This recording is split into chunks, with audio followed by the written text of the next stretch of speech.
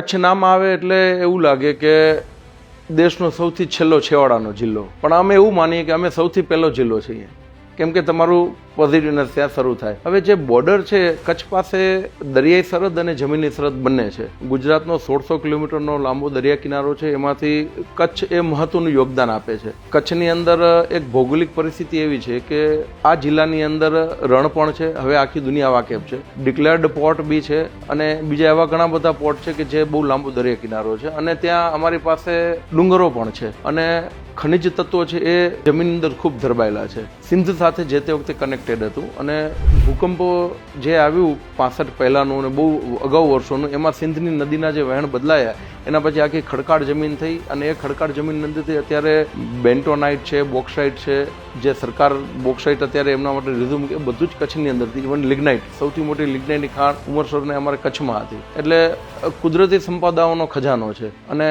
એશિયાનો અત્યારે સૌથી મોટો જિલ્લો છે વિસ્તારની દ્રષ્ટિએ. લેહ લદ્દાખ હતું, પણ હવે બંને જિલ્લા થાય એના પછી કચ્છ સૌથી મોટો. જેટલો મોટો જિલ્લો એટલું વહીવટી તંત્ર અને સુરક્ષાના પણ સવાલો.